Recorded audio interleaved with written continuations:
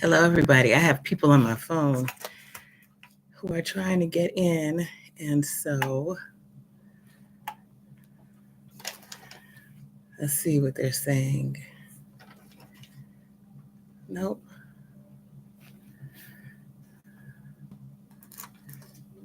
Huh. Okay.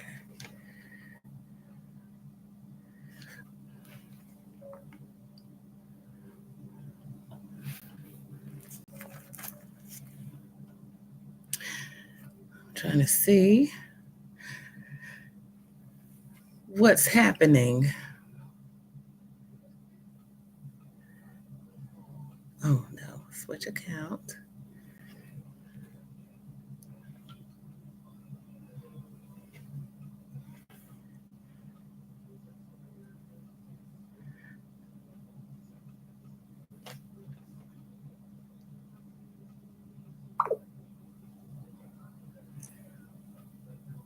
Okay. I think we have it. How's everybody doing tonight? I hope you all are well.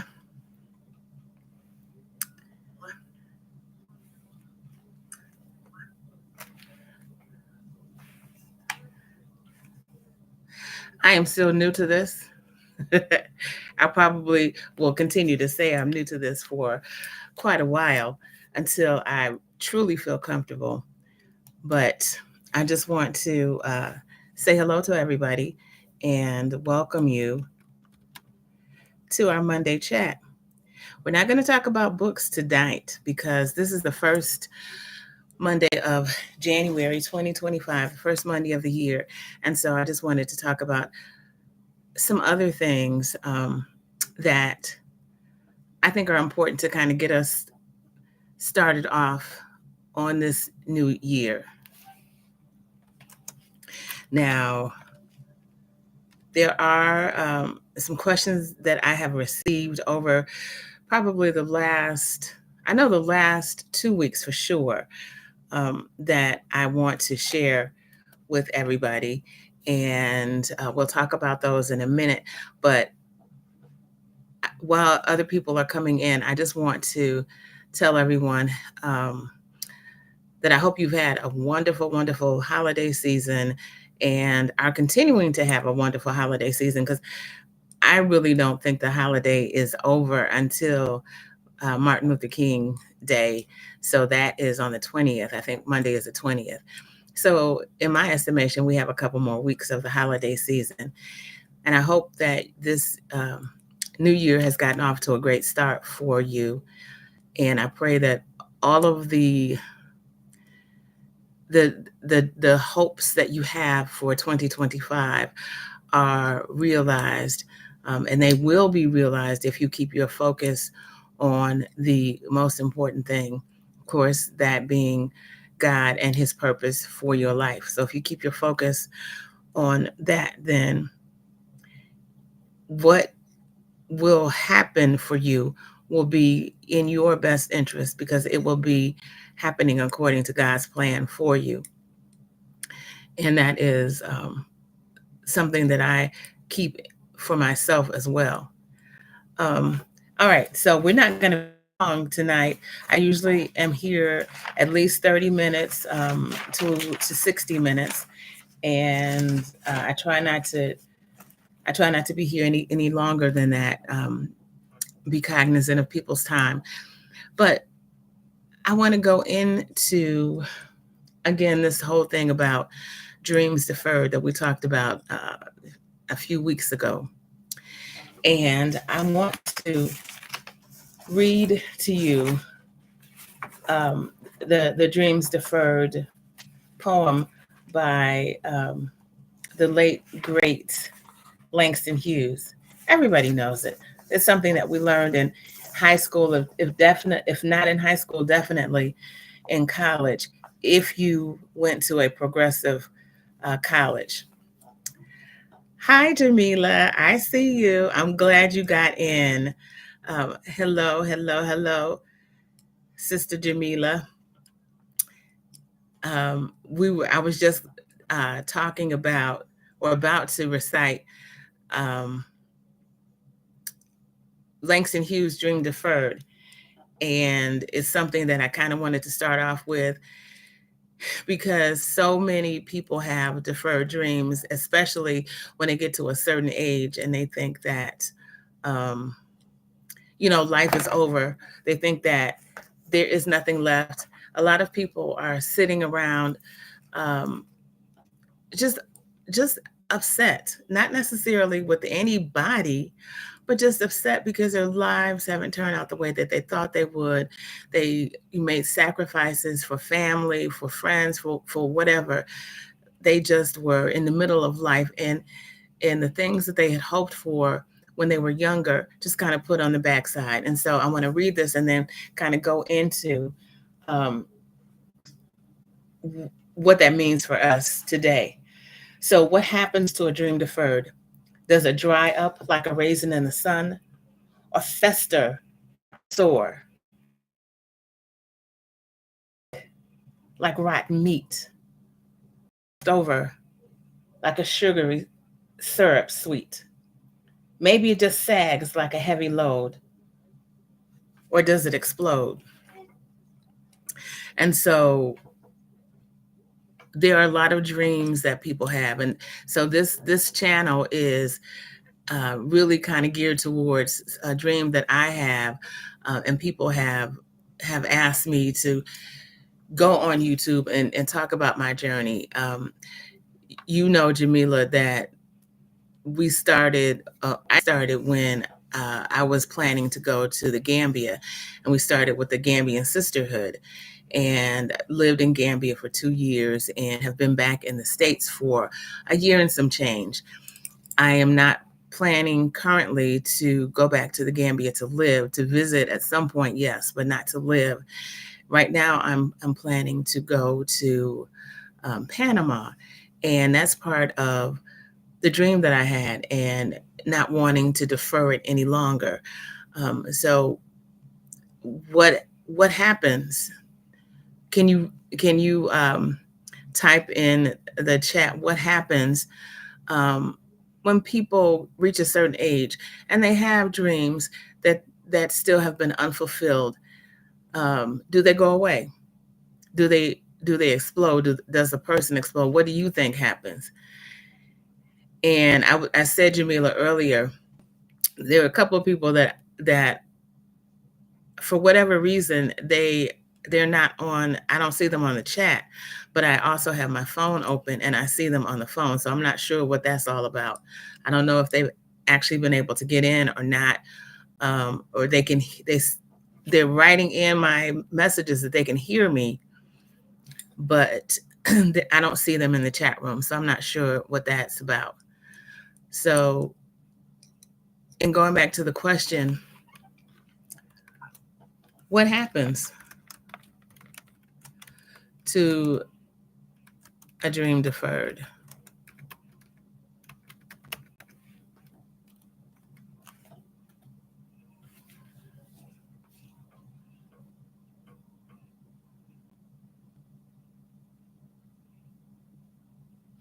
Okay, so um, one of my friends,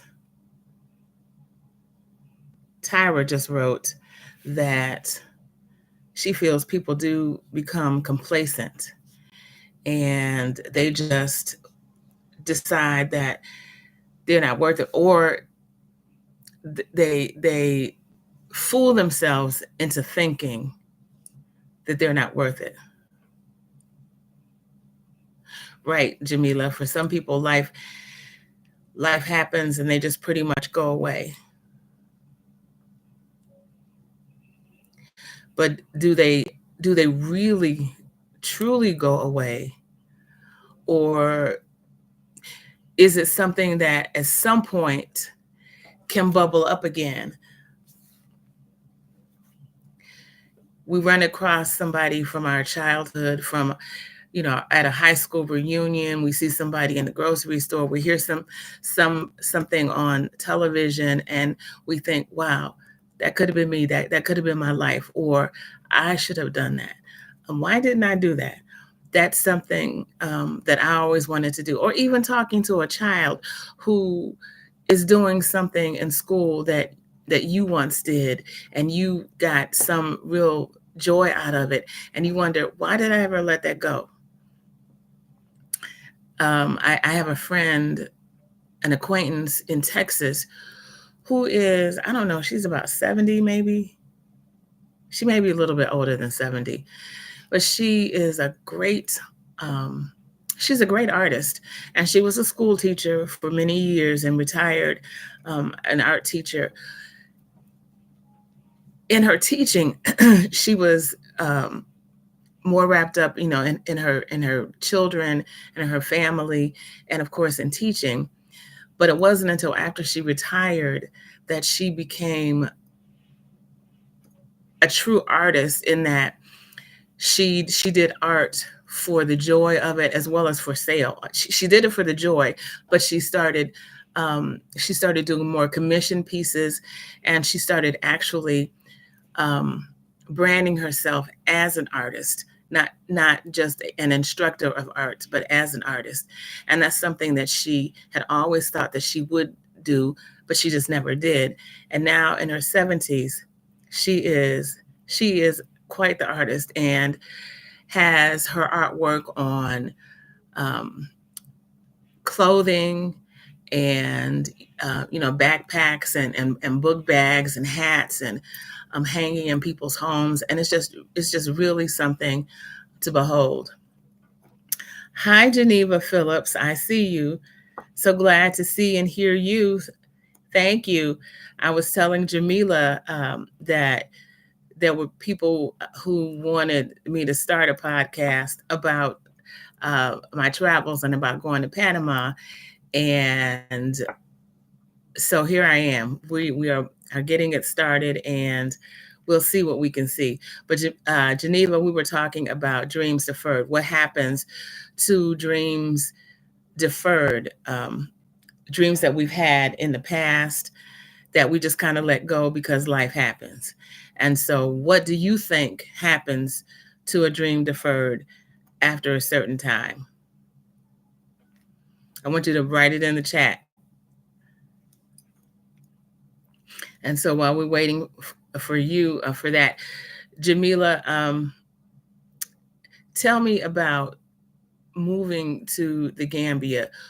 Um, what what prompted you to move to the Gambia?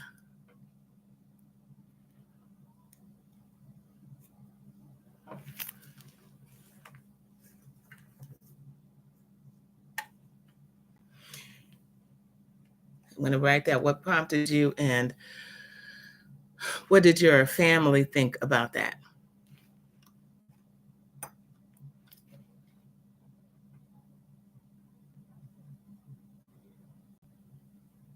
Well, you're right. You haven't moved yet, but you what prompted you to start going to the Gambia then?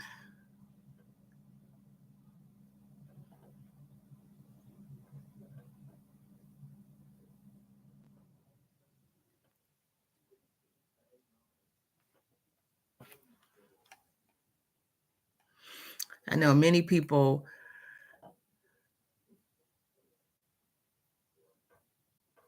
Right, right, right. How long have you been? Well, not how long have you been. When was your first visit to the Gambia? How long ago was that? Okay. Okay. So you started going to the Gambia because of your husband. Okay. And that's what happens with a lot of people. Um 2019. Okay. Okay. So just in 2019.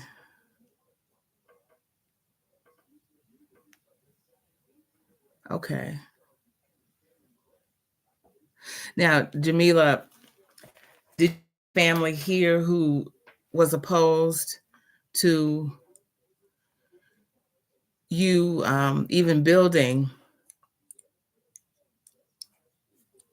your, you know, a vacation home, is it what, as it were, your second home in the Gambia? Did you have family here who is opposed to that? Really?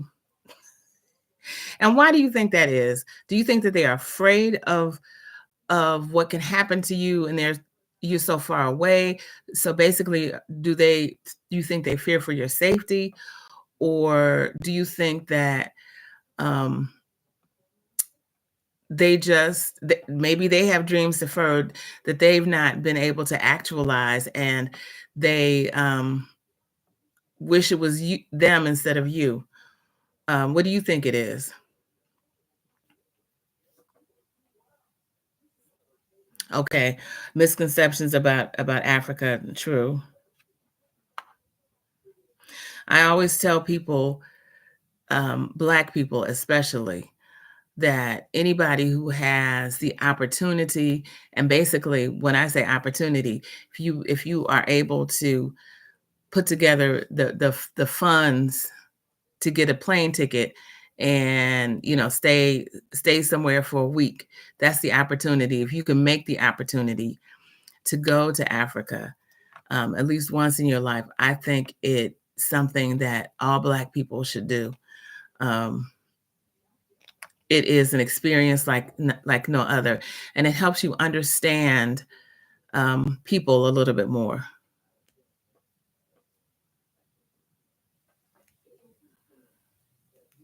Right, right, right.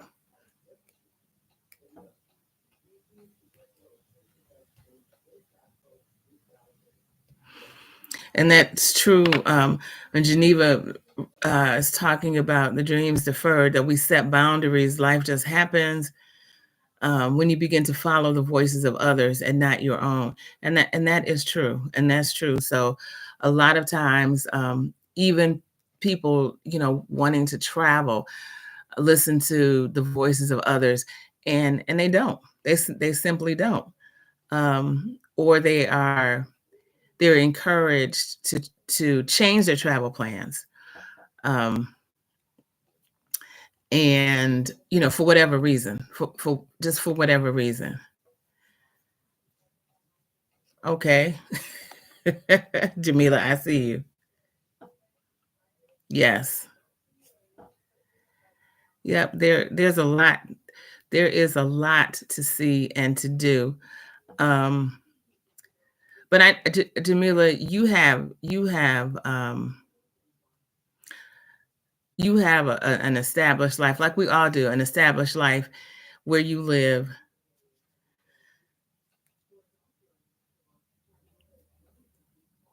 Yep, your brain, yes, once you think out of the box, your brains do expand, um, in any circumstance.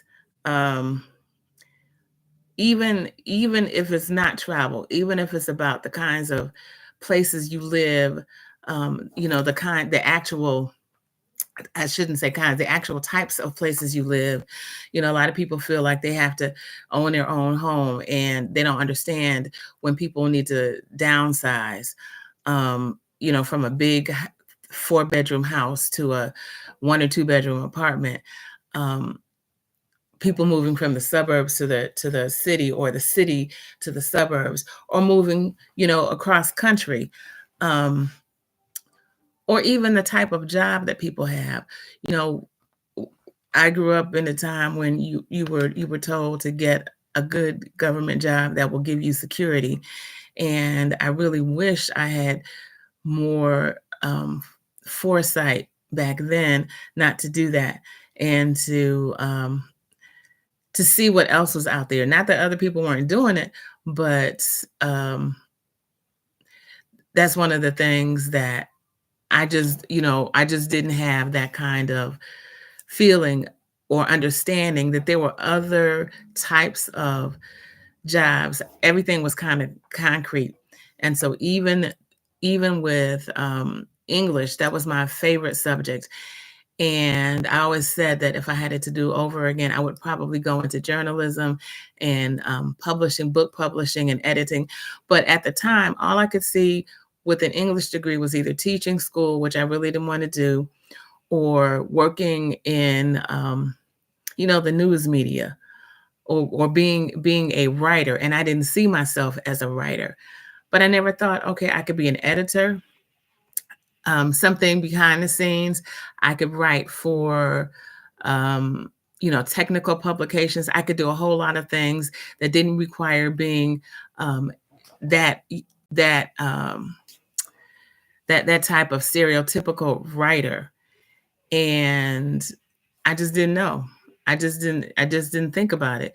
And by the time I did think about it, I was so entrenched in my career and my life.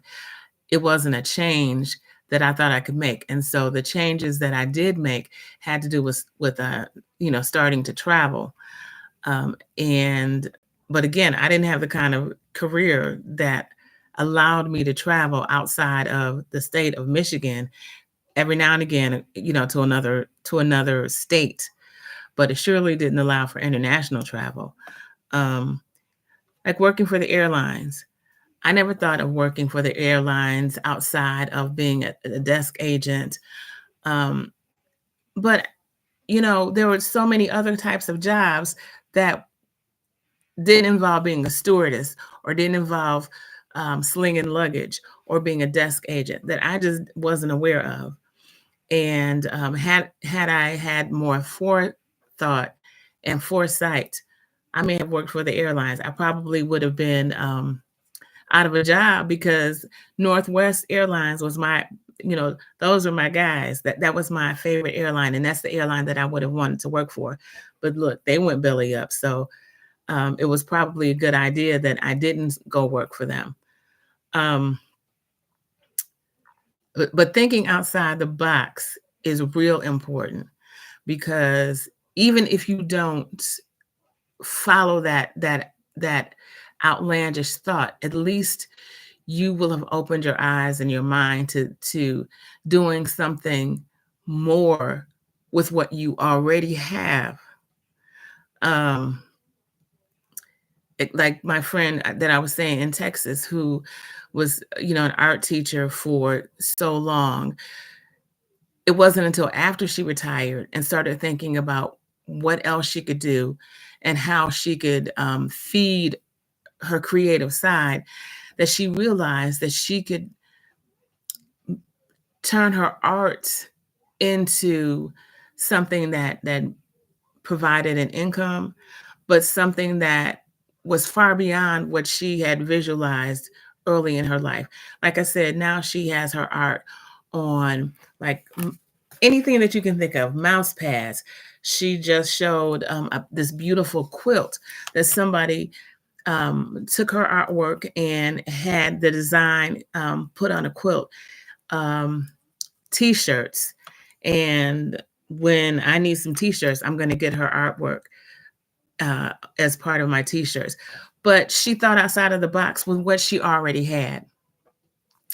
And that is something that is, you know, that's part of that's something that all of us can do. We don't have to go halfway around the world. That's a great thing, but we don't have to go halfway around the world to think outside the box and to do those things that are extraordinary, because it just may be extraordinary for us. It doesn't have to be extraordinary um, for anybody else. Yeah, I really like her, and her artwork is beautiful. It's like she uses so many different kinds of colors. I'm gonna ask her to join me once I get this podcast really, or this live going, this and really can figure out the whole podcasting thing. I'd like to invite people to participate with me so that they can be on camera with me. And she's one of those persons that I would like to invite, as well as you, Jamila, and Miss Geneva over there, quiet. Um, there are still a couple people who couldn't get in, and they're sending me messages on my phone. And so, hey, y'all over there, hopefully you'll be able to get in next week. But let me see what message they have. Oh, okay. So T says that she has always wanted to work with a what it Return female offenders. Oh, okay. So I remember her telling me this years ago. She was interested in working with women who had been incarcerated and who were returning home. She thought that they needed people in their lives who could really provide some guidance without judgment. And but she hasn't been doing that because you've been working at the bank. Now, Geneva, they can hear me. I didn't tell you that. They can hear me, but for whatever reason, they couldn't get in. So she's been working in banking for almost as long as I've known her. So maybe in her second life, she will start working with that population because she has a heart for service. She is always volunteering. And she just has that heart for service. And so I think she will be good with that, but she's got to step out on faith. And I know part of that is doing what she wants to do may mean giving up the kind of job that she has now. And so that's something. That's something. Right. Great idea to have others who will add to the conversation. Exactly. Exactly. Hopefully we will grow. I'm sure we will grow. We have been on for 26 minutes. We're going to be on for another 4 minutes, 3.5 minutes. I try to stay on for half an hour. And it depends on the conversation to an hour because it is late in the day. And people have to get ready for tomorrow. But is there anything in particular that you would like to talk about? If hopefully you will return and invite others so that we can have more of a conversation. Talk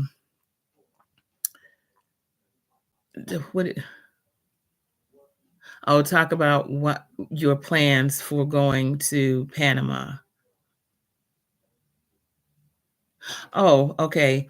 And why aren't you going back to the Gambia? Okay. So I can answer why I'm not going back to the Gambia. So I love the Gambia. I love being in Africa. But the Gambia, well, let me just say, being there 2 years straight was not what I had initially planned. And the longer I was there, the more I realized I needed to be back home in the U.S.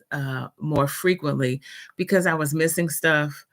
There were just things that I just needed. I just needed an American moment. So that was the reason for coming back. The other was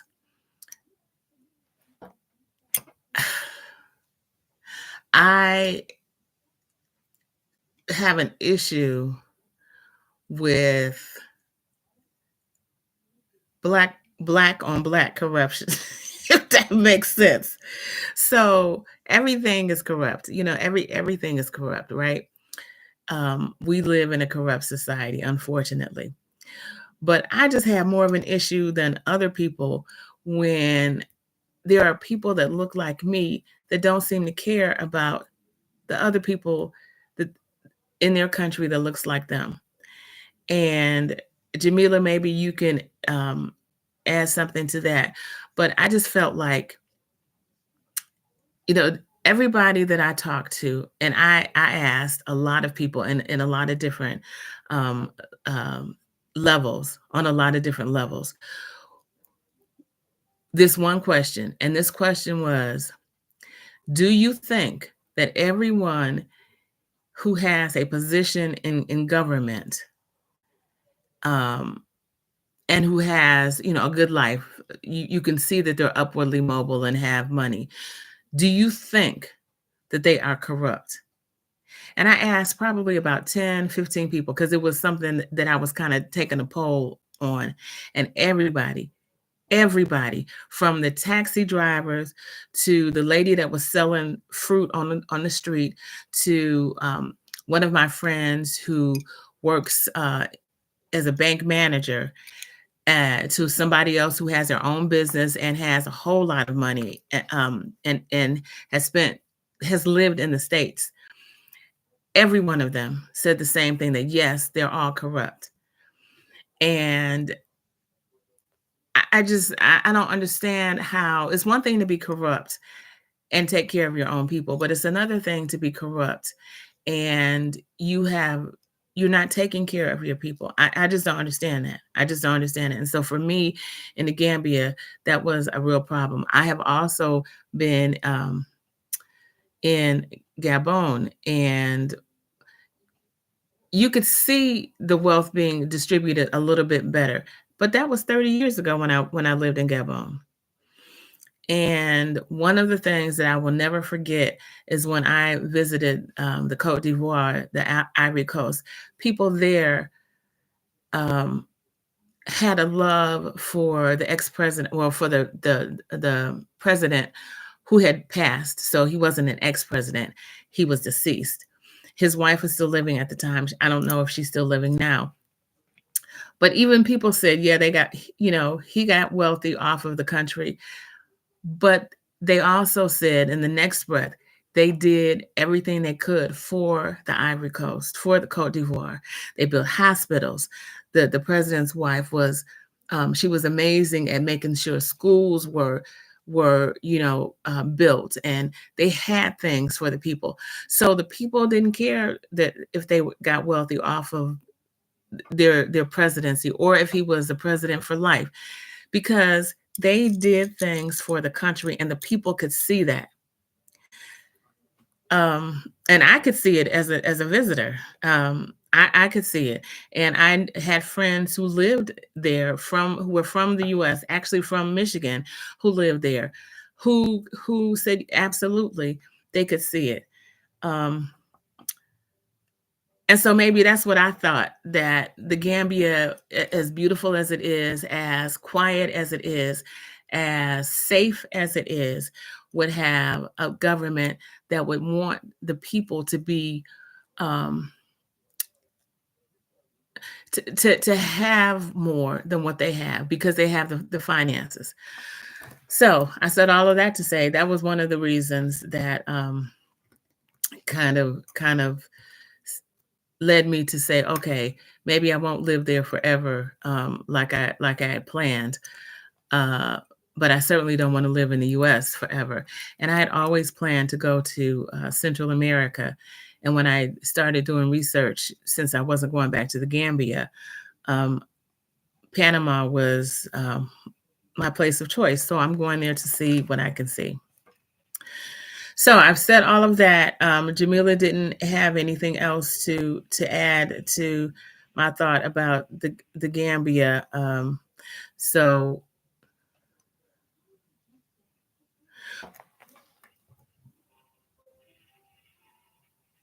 oh wow, that's great, Jamila. That is that is that's great. I think that's a great idea. Do not know how to move. So Tyra, Jamila wrote, I think that we could also talk about women who've been hurt and don't know how to move in spaces and places out of hurt. So if you can't see it, then I think that's a great subject, and maybe we can talk about that out. I'm going to invite other people, and I do invite people. I'm not sure how all of this works as far as how to get people engaged to the channel, other than personally inviting people. I'm gonna try and do more to invite people, so that it's not just me talking.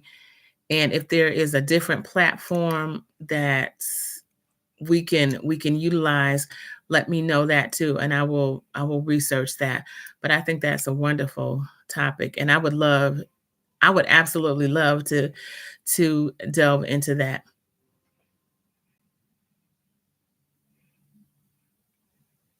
Yes, yes.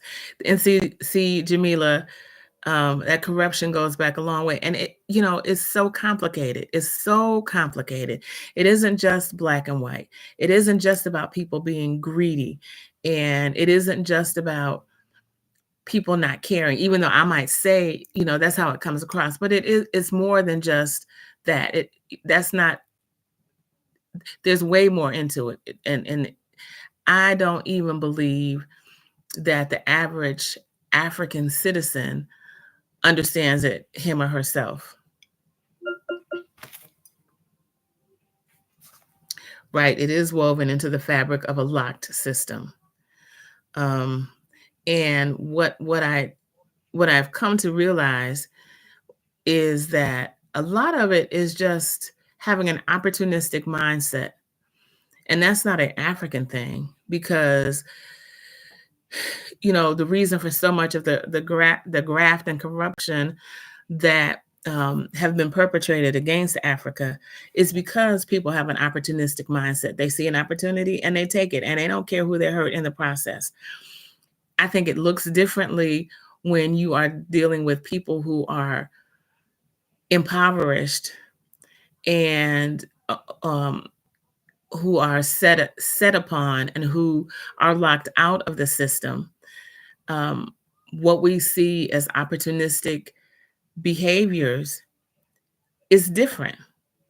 They are doing they may be doing things out of a desperate sense of need. It is not necessarily right, but they're doing it out of a desperate sense of need, and that's all they know, so that's all they do. Whereas some others who are opportunistic, they don't need it. Right, survival. Others don't need it, or they have a different understanding of survival. Because, in the US, I mean, you all know it. Oh, shucks.